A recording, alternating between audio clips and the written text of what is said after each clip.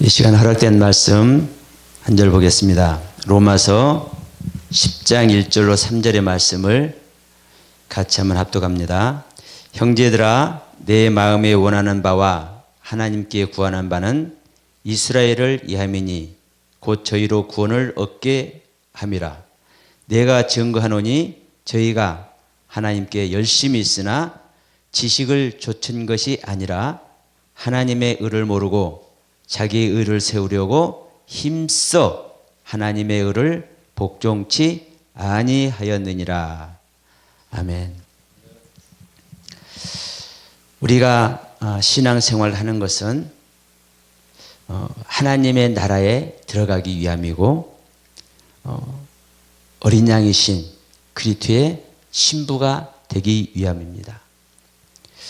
그 길을 위해서 우리들에게 성경을 주셨고 우리들은 이 성경을 통해서 주님의 길을 따라가는 줄 믿습니다. 이 앞에 태극기가 이렇게 꽂혀 있는데 지금까지는 거의 다 꽂혀 있었어요. 3.1절 100주년 기념을 통해서 다시 한번 태극기의 소중함을 알게 됩니다. 태극기는 우리나라의 상징입니다. 그리고 이 태극기 속에 대한민국의 주권이 있죠. 대한민국 국민들은, 대한민국에 속해 있는 사람들은, 대한민국의 백성들은 대한민국의 주권 아래서 그 주권에 복종이 되어야 진정한 그 나라의 주인이 되는 줄 믿습니다. 똑같습니다.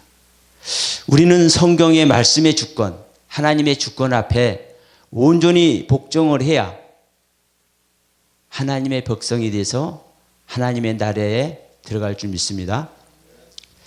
그런데 우리가 나의 의를 세우려고 하나님의 의에 복종치 않으면 어떻게 될까요? 유관순 열사를 포함해서 수많은 사람들이 100년 전 3.1절에 목숨을 잃었습니다. 무엇을 위해서? 대한민국의 주권을 위해서. 그러다 보니까 그것이 시발점이 되어서 광복의 영광도 온 줄 믿습니다. 내가 대한민국을 사랑하고 대한민국의 국민으로서 최선을 다하지만 그 주권을 나타내지 못하면 그 주권 안에 있는 그 나라의 법을 실행하지 않으면 소용이 없습니다. 똑같습니다. 하나님의 주권이 성경을 통해서 세세하게 기록이 되어 우리들에게 전달해 주고 있거든요. 우리가 아무리 하나님을 사랑하고 주야 금식을 하며 기도하고 헌신하고자 우리의 중심을 굳게 세워도 하나님의 주권의 말씀을 바르게 이해하지 못하고 바르게 실천하지 못하면 우리는 하나님의 나라에 들어갈 수 있을까요? 없을까요? 아무리 대한민국을 사랑했다 할지라도 일제압제에서 이토 히로부민을 암살하고 일제의 그 18원 경찰들 앞에서 대한민국의 독립을 부르짖고 이런 일들이 없었다면, 저항하는 세력이 없었다면 우리나라의 광복은 오지 않았을지도 모릅니다. 그랬을 것입니다. 오늘날 우리들도 마찬가지입니다. 우리는 옛사람의 안에 있는 존재들입니다. 우리가 예수를 믿지만 미움, 다툼, 시기, 질투가 없는 사람 없을 것입니다. 누구나 다 옛사람 안에 있는 겁니다. 성경 말씀대로 우리는 날마다 옛사람을 벗어버리고 새 사람을 입는다 할지라도 주님의 제자들 보십시오. 삼층천의 비밀을 알고 끓는 기름가마 속에 들어가도 사망이 해치 못하는 완전한 생명이 된 주님의 제자들도 나는 옛사람을 가지고 있기 때문에 죽어야 된다는 거예요.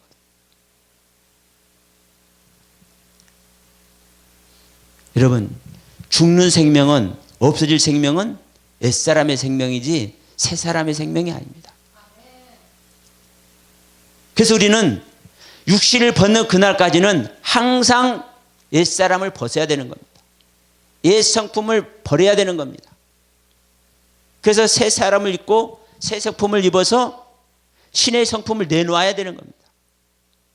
이것이 성경의 말씀에 순종하고 복종해서 하나님의 의를 얻은 자의 모습인 것입니다.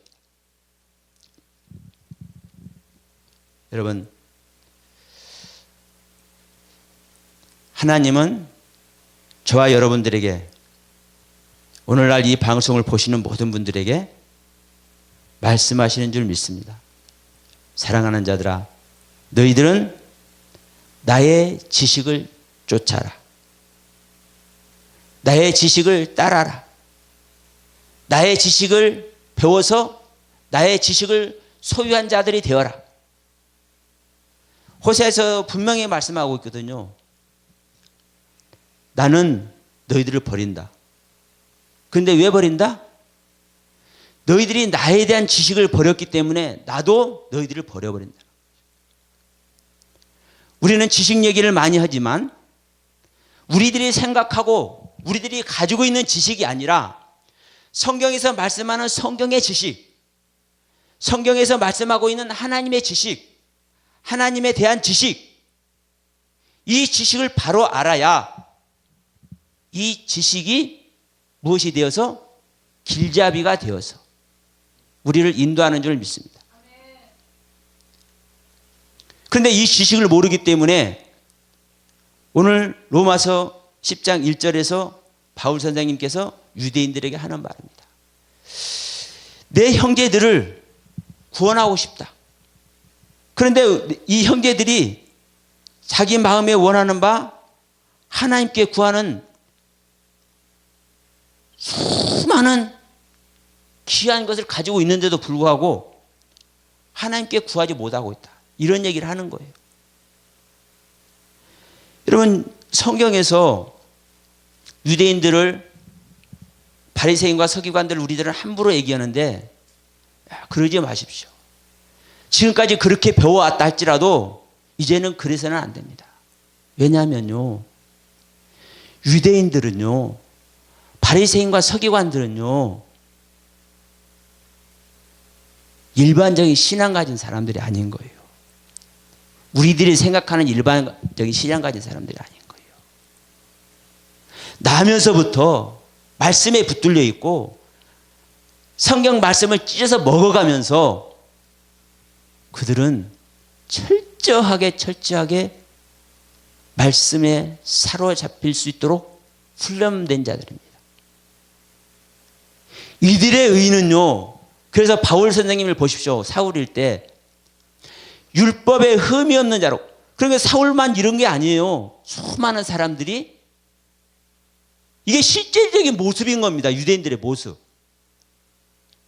그런데 예수님께서 바리새인과 서기관들을 힐난하고 질책했다고 해서 우리들은 일반적으로 이 율법사들을, 서기관과 바리새인들을, 이 유대인들을요, 하찮게 여기고 아주 회칠한 무덤으로만 여깁니다. 아니에요. 예수님께서 분명히 말씀하시잖아요. 누구의 의보다 낫지 못하면 천국에 가지 못한다? 바리새인과 서기관을 딱 놓고 이들보다 하나님의 의가 낫지 못하면 천국 가지 못한다. 천국 가는 기준을요, 바리새인을 통해서 얘기를 하고 있다니까요. 우리가 어떤 기준을 삼을 때 제일 하찮은 것을 기준 삼습니까? 가장 좋은 것을 기준 삼는 겁니다. 그래서 이 바리새인들은요, 누가 보더라도 천국 갈 대상인 거예요, 여러분. 그런데 누가 볼 때? 하나님이 볼 때, 누가 볼 때, 메시아이신 주님이 볼 때 천국 못 간다고 말하는 겁니다. 이것을 우리들은 각인해야 돼요. 다시 한번. 이 유대인들에게 지금 바울 선생님께서 하시는 말씀인 거예요.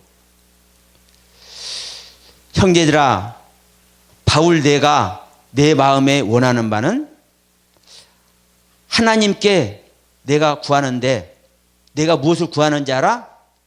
내가 이스라엘이, 유대인 너희들이, 우리 형제들이 모두가 구원을 얻기를 내가 원해. 그런데 내가 증거할 테니까 들어봐.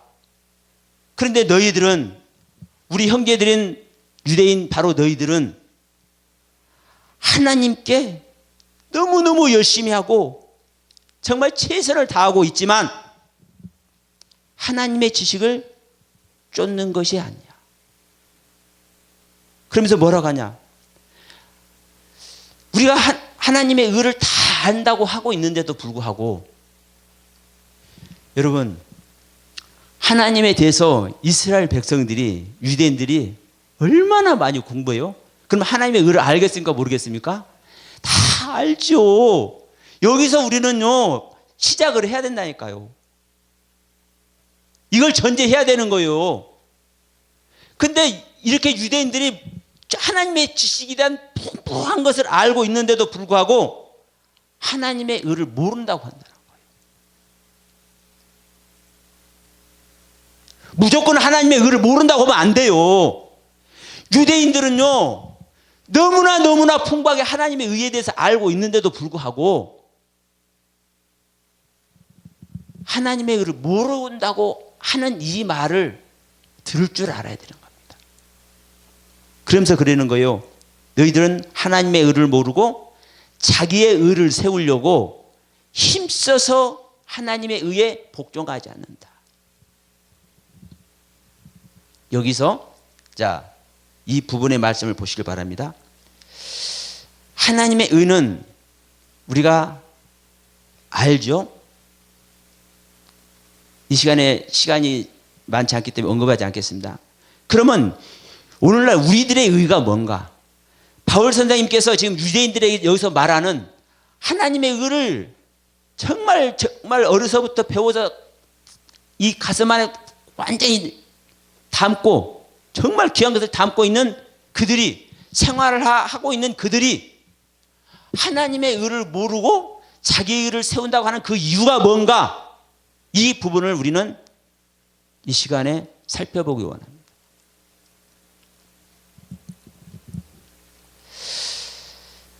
여러분, 우리의 의가 무엇일까요? 성경에서 이 대표적인 인물이 욥입니다. 욥. 이 욥기서를 보면 이 욥은 하나님께서 자랑하는 자입니다. 욥기서 1장에 이렇게 말씀합니다. 욥은 순전하고 정직하여 하나님을 경외하며 악에서 떠난 자다. 이스라엘 사람 대부분, 유대인들 대부분 악에서 떠난다라고 여러분 생각해 보시기 바랍니다. 또 오늘날 하나님을 믿는 대부분의 사람들, 물론 우리 옛사람 풋풋 내놓고 있지만 또 한편에서는 나름대로 악에서 떠나 있지 않습니까? 이것은 부인할 수 없잖아요. 예수 믿는 사람들 전부 다 악의 구렁텅이 다 있나요? 우리는 옛사람을 내놓고 있지만 한편으로는 정말 최선을 다해서 악에서 떠나려고 노력하고 최선을 다하고 있잖아요. 그래서 순진하고 정직하며 한편에서는 악에서 떠나 있는 겁니다. 이 욥이 동방에서 제일 큰 부자예요. 왜? 하나님께서 축복을 해주셨기 때문에. 그러면 하나님으로부터 가장 큰 축복을 받은 이 욥이 하나님의 아들이라고 할 수 있는 사람이 있을까요? 없습니다. 오늘날 이 욥의 모습을 얼마나 아름답게 우리가 교훈을 받고 있습니까? 실제로 이 사실 아닙니까? 욥만큼 정말 정직하고 순전하고 악에서 떠난 사람 얼마나 있을까요? 그런데 이 욥을 하나님께서 어떻게 말씀하고 있는지를 우리는 봐야 되는 거예요. 욥기서 1장, 2장을 통해서 사탄에게 자랑도 하고 또 이 욥이 하는 얘기를 들어보십시오. 얼마나 기가 막힌 말을 하는가? 자기 10자식 다 죽여버리고 그랬는데도 불구하고 뭐라고 그래요? 주신 자도 하나님이시오 취하신 자도 여호와시니 여호와의 이름이 찬송을 받으실지어다. 아니 10자식 다 죽어버리고 자기 재산 완전히 다 없어져 버렸는데 한단 소리가 여호와 하나님을 찬송한다. 이 욥이 이런 사람이라니까요. 그러면서 이 모든 일에 욥이 범죄하지 않냐고 하나님을 향하여 어리석게 원망하지 아니하니라. 이게 욥기서 1장 20절 21절입니다. 마찬가지예요. 2장 10절에도 이렇게 말합니다. 우리가 하나님께 복을 받았은즉 재앙도 받지 아니하겠느뇨 하고 이 모든 일에 욥이 입술로 범죄하지 아니하니라. 10자식 다 죽어버리고 마누라도 저주를 하고 자기 모든 재산 없어지고 자기는 발바닥에서부터 정수리까지 악창이 나 있는데도 불구하고 뭐라고 그래요? 입술로 범죄치 한다니까요. 이러한 욥에게 욥의 하나님의 아들이라고 안 할 사람이 어디가 있어요? 예? 안 그렇습니까? 그런데 문제는 우리 아까 목사님도 설교하시면서 그랬어요. 안에 있는 것이 나온다. 그렇죠? 말할 필요도 없죠. 사랑이 많은 사람은 사랑이 나올 수밖에 없어요. 왜? 그 사랑이 자기의 생명이니까. 혈기가 있는 사람은요, 혈기 내라 말할 것도 없어요. 뭐 조금 살짝 찔러보면 혈기 나옵니다. 왜? 그 사람의 생명이기 때문에. 이건 뭐 비판하고 이런 차원이 아니라, 그렇죠? 왜? 우리 안에 있는 건 나오는 거예요. 그런데 바로 1장, 2장에서 수없이 이렇게 아름다운 고백을 한 이 욥이 3장 1절 딱 들어가면서 뭐라고 합니까? 자기의 생애를 저주합니다. 자기의 생애를 저주를. 자기의 생애를 저주한다는 것은 누구를 저주하는 겁니까? 자기 자신을 주신 하나님을 저주하는 거예요. 그러면서 결론은 40장 가니까 뭐라고 합니까? 하나님께서 욥에게 말씀하죠. 40장 8절에서 네가 나의 심판을 패하려고 하느냐? 네 자신이 스스로 의롭다 하느냐? 그래서 나를 불의하다 하느냐? 그럼 욥이 지금까지 뭐라고 했단 겁니까? 여호와 하나님의 심판, 지금 욥을 심판하고 있는 거예요. 한편으로 이 고난을 주는 이 자체가 욥을 심판하고 있는 이 하나님에게 이 욥이 이 심판을 피하려고 하고 욥 자기 자신이 스스로 의롭다고 자기 자신이 의롭기 때문에 뭐라 그러는 거예요? 하나님은 불의하다고 하는 거예요. 이게 욥이 지금까지 해온 거예요. 여러분, 그러면 이 욥이 말씀을 분별하는 자입니까? 아닙니까? 자기 안에 하나님의 의가 있었습니까? 없었습니까? 예. 우리 인간으로서도 하나님의 의를 소유하지 아니하는 그리스도의 영이 들어와서 그리스도의 생명을 소유하지 않았다 할지라도 우리는 얼마든지 하나님 아들과 같이 행동할 수도 있고요. 그와 같이 살 수도 있습니다. 하나님께 지음받은 영적인 존재이기 때문에 그렇습니다. 우리는 하나님의 형상과 모양대로 지음받은 존재죠. 하나님의 형상과 모양대로 지음받다는 이 얘기 얼마나 어마어마한 얘기인지 아십니까? 하나님의 모든 내용대로 사실은 지음받았다는 거예요. 그러나 생명력은 없을 뿐이지. 하나님의 생명력은 없을 뿐이지. 그렇기 때문에 자 시편에서도 말씀합니다. 너희는 존귀한 자나 우리들에게 얘기하는 겁니다. 유대인들에게. 너희는 존귀한 자나 깨닫지 못하는 자는 짐승이라. 깨닫지 못하는 자. 이게 우리 인간의 현주소입니다. 이게 욥의 현주소입니다. 욥이 깨닫지 못하기 때문에 짐승으로 돌아갔잖아요. 아니요. 하나님의 의를 부리하다 해요? 자기의 의를 세울 수 있어요? 이게 짐승인 거예요. 여러분, 우리는 분명히 알아야 됩니다. 우리가 할렐루야 할 때는 할렐루야 해야 되고 감사와 찬양과 축복을 얘기할 때는 얘기해야 되지만 성경을 통해서 한 말씀 한 말씀을 통해서 우리에게 주시는 그 기준이 되는 말씀의 세계를 우리는 굳세게 세워야 곁길로 가다 할지라도 우리는 바로 세워질 수가 있고 내가 까딱 떨어졌다 할지라도 다시 일어날 수 있는 거예요. 근데 이 말씀이 세워지지 않으면 나에게 하나님의 의로운 말씀으로 기준이 서 있지 않으면 그런갑다 하고 가고 저런갑다 하고 가고 가다 보니까 어때요? 어느 날 하나님 주님께서 문 딱 걸어 잠가버리고 나는 너를 모른다 부인하게 되잖아요. 마태복음 7장 21절로 23절과 누가복음 13장 25절로 27절에서 분명히 얘기를 하고 있지 않습니까, 여러분? 이게 얼마나 무서운 일입니까? 우리가 욥과 같이 가장 큰 의로운 자라 순전한 자라 얘기했다 할지라도 어느 날 모든 환경이 캄캄한 환란 속으로 들어간다면 성할 수 있는 사람이 얼마나 될까요? 그러나 말씀이 중심이 되어 있기 때문에 욥은 짐승의 모습으로 돌아갔어도 말씀의 중심이 또한 있기 때문에 하나님께서 말씀하시니까 자 아까 40장 8절 말씀 드렸잖아요. 그 말씀을 딱 듣고 하나님 말씀을 딱 들으니까 어때요? 아 내가 지금 무슨 짓 한 거야? 이제 깨닫는 거예요. 나는 뭐를 했다? 스스로 깨달을 수 없는 말을 하였고 나는 스스로 할 수 없고 헤아릴 수 없는 말을 해왔다. 친구들인 엘리바스와 빌닷과 소발과 엘리후가 와가지고 귀한 보석 같은 말을 해줬는데도 불구하고 내가 주절주절 해왔는데 그것이 바로 깨달을 수 없는 말을 했고 내가 스스로 알 수도 없고 헤아릴 수도 없는 말을 해왔다. 그러고서는 회개하지 않습니까?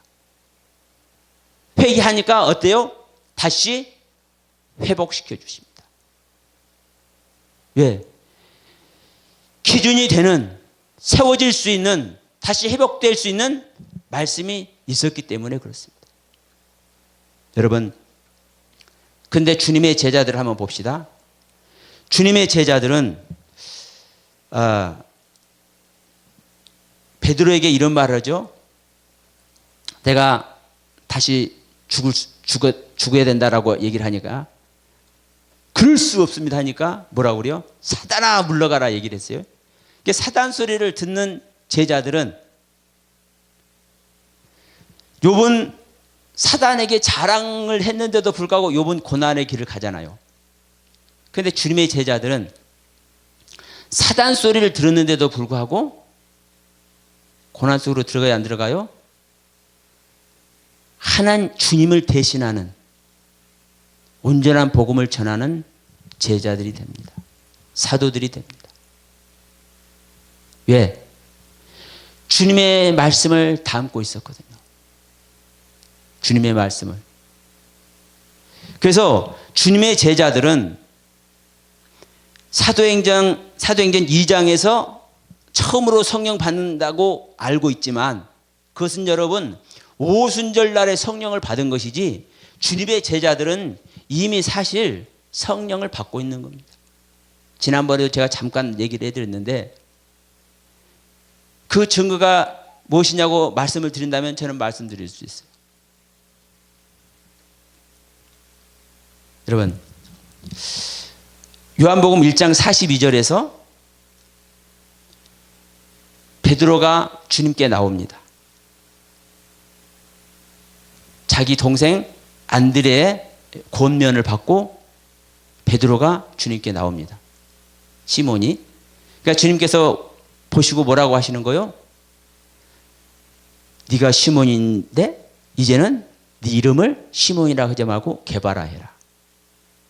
이름을 바꿔줍니다. 주님의 한 말씀 한 말씀이 그냥 하는 말씀이 아닙니다.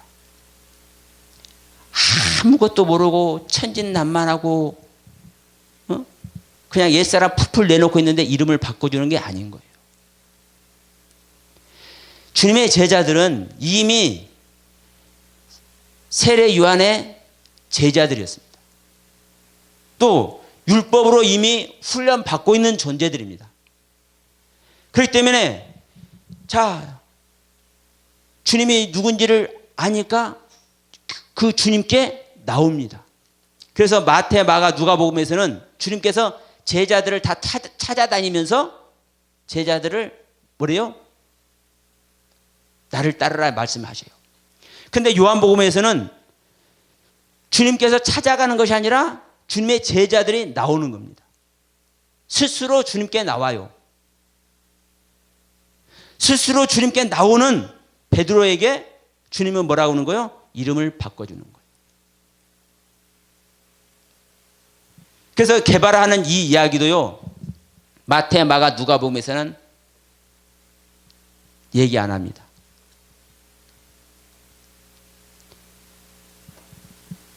이 요한복음에서만 게바라 이름 바꿔주는 얘기를 합니다. 이 의미가 있습니다. 우리가 주님께 기도하고 예배드리고 헌신하고 하면은 우리가 다 그냥 하나님 아들 되는 것 같지만 그렇지 않습니다. 그리스도의 영이 심어져야 됩니다. 주님은 오시는 분입니다. 그런데 내가 가지 않으면 절대로 안 옵니다. 내가 찾아 가져져야 내가 말씀의 비침을 받고 그 말씀의 인도함을 받아서 뭐를 해야? 주님께 찾아가져야 주님께서 바꿔주는 거예요. 내가 간다라는 것은 실제적인 행동 아래 있는 것입니다. 이것이 하나님의 의를 소유한 자들의 모습입니다. 여러분, 우리는 내가 어떠한 신앙생활을 하는지, 내가 어떠한 말씀을 내놓고 있는지 자기 자신은 알 줄 믿습니다. 주님께서 말씀하십니다. 내가 하는 말이, 내가 너희들에게 하는 말이 영이고 생명이다. 똑같습니다. 우리가 하는 말이, 예를 들어서 서목사가 하는 말은 서목사의 영이고 서목사의 생명입니다. 정확한 얘기입니다. 제가 설교하는 내용이 제가 가지고 있는 영의 생명입니다. 설교 안에 다 나타나는 거고요. 평상시 삶 속에서 하는 말 속에 다 나타나는 겁니다. 이것은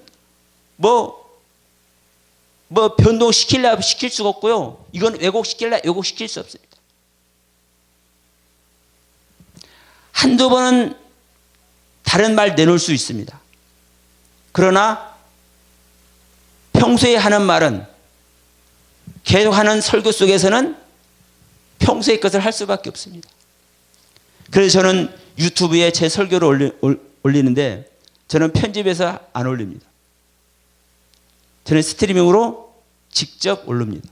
제가 실수하는 것이 있다 할지라도 그대로 올립니다. 저의 모습이기 때문에. 여러분, 내가 정말 내 자신을 세우려고 하는 것이 무엇인가? 우리들은 최선을 다해서 하나님의 나라를 세우고 정말 복음의 사도가 되기를 소원합니다. 그러나 분명한 것은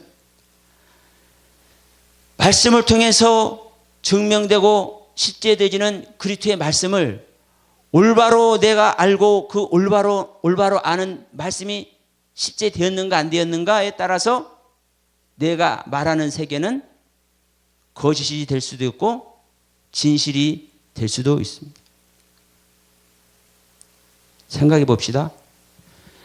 이 땅에 얼마나 많은 목사님들이 계시는데 모두가 하나님의 말씀을 통해서 최선을 다해서 복음을 전하려고 하는데 성경에 근거해서 최선을 다해서 하나님의 말씀을 증거하려고 하는데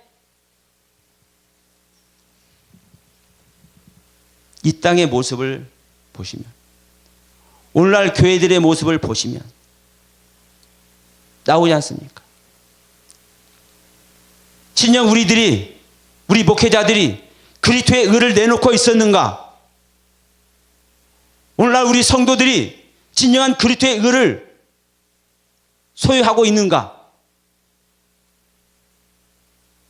냉철하게 성찰을 해야 될 줄 믿습니다.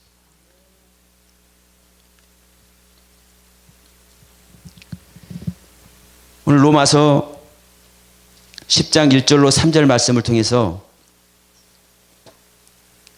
바울 선생님께서 무엇을 지적하는지 그리고 자기의 사랑하는 유대인들에게 정말 복음을 심어주고 싶은데 왜 복음이 들어가지 않는지 그 이유를 설명하는 겁니다.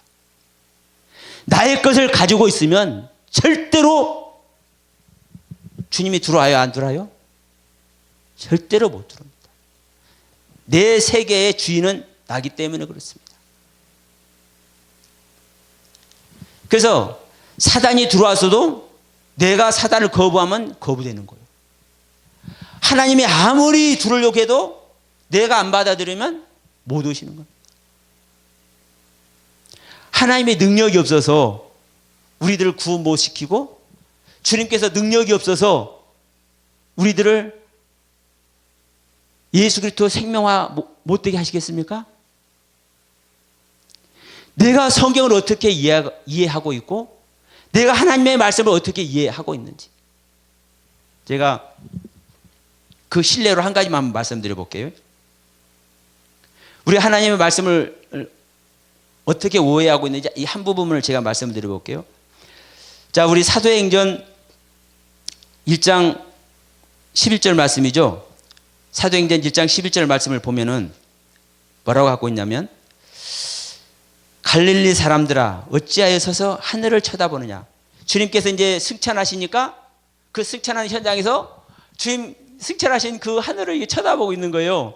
그러니까 이제 흰 옷 입은 두 사람이 나타나서서 이 사람들에게 얘기하는 겁니다. 너희들이 어떻게 해서 하늘을 쳐다보고 있느냐.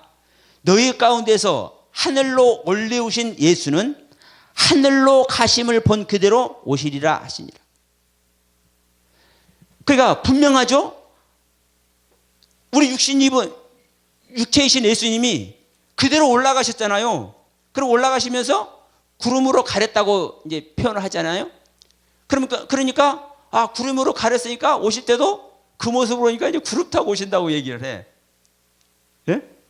그러면서 뭘로 나타난다고? 육체로 오신다고. 육체로. 여러분 요한일서 보면은요. 요한2서 7절에 보시면 미혹하는 자가 세상에 나왔나니 이는 예수 그리스도께서 육체로 임하심을 부인하는 자라. 이것이 미혹하는 자요 적그리스도니라.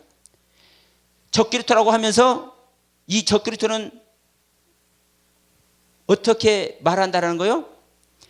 예수 그리스도께서 육체로 임하심을 부인하는 자라고 얘기해요. 왜? 예수님께서 육체로 간 그대로 오신다고 그랬잖아요. 그러니까 이 말이 육체로 임하심을 부인하는 자가 적그리스도라고 기가 막히게 말씀하고 있지 않습니까? 그런데 여기서 알 것은 여러분 이 육체로라는 단어가요. 육체 안에입니다. 이 육체 이 모습대로 임하시는 것이 아니라 육체 안에 육체 내면의 세계에 임하신다는 거예요. 예수 그리스도께서 다시 오시는 주님은. 그런데 헬라어도 히브리어도 명확하게 육체 아내란 뜻으로 기록을 되고 있는데도 불구하고 이 성경을 해석하면서 뭐라고 기록해요? 가신 그대로 오신다고 했으니까 육체로 오시네. 그래서 육체로 임한다고 얘기를 하는 거예요. 그럼 여러분 보십시오. 육체 안에 임하시는 것과 육체로 임하는 것과 어떤 차이가 나는지. 지금 종말론이 잘못된 이유가 여기서 나옵니다. 하나님의 말씀을 어떻게 이해했느냐에 따라서. 보십시오. 예수님께서 올라가시는 그 모습도 생각해 보십시오. 육체로 보이는 모습, 그것이 중요합니까? 자, 예수님이 누구예요? 말씀이 육신이 되어 오셨잖아요. 말씀이 육신이 되어서 오셨잖아요. 그런데 이 말씀이 육신이 되어서 오신 이 예수가 전능하신 하나님이요, 영존하신 아버지요, 평강의 왕이네. 그런데 이 예수가 우리 인간들하고 똑같이 자라서 성장했는데 하나님의 아들이래. 여호와 하나님이래. 자, 요한복음 1장에서 그러지 않았습니까? 그가 없이는 하나도 지은 바 된 것이 없다. 그러면 자, 이사야서를 보면은 전부 다 모든 것을 여호와 하나님이 홀로 창조하셨어. 근데 신약에 와서는 예수 그리스도가 모든 것을 창조하셨어. 그럼 예수가 그리스도라는 소리예요. 그러면 인간 예수가 형제들하고 똑같이 나서 자랐는데 이 예수, 사람인 예수가 창조주 하나님이라는 거예요, 여러분. 여호와 하나님이라는 거예요. 이 여호와 하나님이 무엇을 통해서 증명해요? 3년 반 동안 일하시는 것을 통해서 나는 사람이 아니라 내가 메시아야, 그리스도야, 너희들을 구원할 자야, 이걸 증명하셨다고요. 이걸 증명하시고 십자가에서 죽어주셨네. 그런데 하이라이트, 무덤에서 부활하셨네. 이 모든 내용이 하늘로 올라가신 예수의 모습인 겁니다. 그러면 예수님께서 하늘로 올라가실 때 그 육체 모습 올라간 그 모습이 중요해요? 그 모습 아래에 있는 예수의 모든 영광된 생명력이 중요해요. 그러면 올라가신 모습 그대로 오리라, 이 말을 올라가신 모습대로 말씀으로 영으로 너희 안에 오리라 이렇게 쓰면 좋았을 텐데 그 말을 안 하다 보니까 올라가신 모습이라 하다 보니까 깨닫지 못하고 육신의 눈을 가지고 육신의 성정 아래 있는 사람은 그 겉모습밖에 볼 수 없고 그 모습에 주님을 말을 할 수밖에 없는 거거든요. 그러나 깨달은 자는, 예수님의 겉모습이 중요해요? 예수님의 실질적인 생명력, 내용이 중요해요. 겉모습은요, 사람일 뿐인 거예요. 우리가 똑같은 사람일 뿐인 거예요.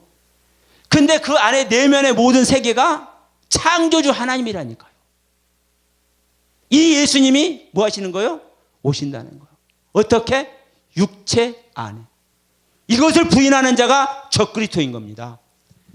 그런데 이 부분을 잘못 이해하고 잘못 해석하다 보니까 잘못된 종말론이 온 세계를 덮고 있는 겁니다. 여러분, 그래서 우리가 한 말씀이라도 정말 바로 보고자 하는 자는 성령님께서 이끌어 주실 줄 믿습니다. 내가 깨닫지 못하면 깨닫고 있는 자에게 연결이라도 시켜줄 것입니다. 왜? 이게 하나님의 사랑이기 때문에. 아까 욥을 심판하는 얘기도 했지만 여러분 보십시오. 그 심판은 무슨 심판인지 아십니까? 사랑의 심판이에요. 사랑의 심판. 사랑을 주시기 위해서, 온전한 사랑을 주시기 위해서 뭐를 해야 되는 거예요? 사랑을 받을 만한 자가 되게 하기 위해서 너는 지금까지 어떤 어떤 존재였는지를 알려주는 거거든요. 나의 현 주소를 모르면 나를 버리지 못해요. 내 현 주소를 알아야 나를 버리고 주님의 고귀한 사랑을 받아들일 수 있거든요.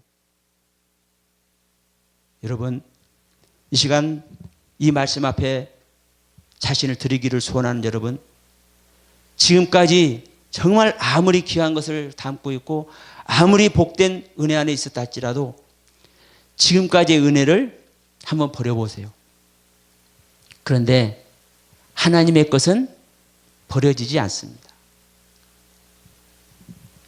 진리는 버려지지 않습니다. 빛은 어둡게 될 수가 없습니다.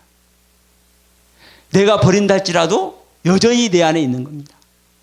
그러면 내 안에 있는 거 모든 걸 다 버린다고 생각해 보십시오. 뭐가 버려지겠습니까? 나의 모든 것이 버려지는 거예요. 그런데 나의 모든 것을 버리기는 원하는데 지금까지 은혜 있고 체험한 모든 하나님의 세계는 절대 안 버리려고 그래. 이게 문제인 겁니다. 이 안 버리려고 하는 것이 나거든요. 나. 그리고 보십시오. 내가 지금까지 이 은혜를 사모하고 하다 보니까 지금까지 받은 은혜가 있지 않았습니까? 그러면 지금까지 받은 은혜만큼밖에 하나님 모른다는 겁니다. 하나님의 사랑이 어떤 사랑인데, 하나님께서 주고 싶은 그리스도 안에는 천국의 모든 보화가 감춰져 있는데 그 모든 보화 한번 열려지면 어떤 일이 일어날까요? 그래서 내 것을 버리니까, 그래서 주님의 제자들은요 계속 내 것을 버리는 것이 뭐라는 거예요? 능력이라잖아요. 그래서 바울 선생님이 십자가만 능력이라고 자랑하지 않습니까? 내 약한 것이 능력이라고. 여러분, 이게 바로 나의 의를 버리는 겁니다. 나의 의를 버리는 자만 하나님의 의를 얻고 하나님의 생명으로 살 수 있는 진정한 하나님의 아들이 다 될 줄로 믿습니다. 저와 여러분들 모두 진정한 하나님의 사랑 안에서 복된 하나님의 사역자들도 되시고 하나님의 놀라우신 진정한 아들들이 다 되시길 주님의 이름으로 축원드립니다. 감사합니다.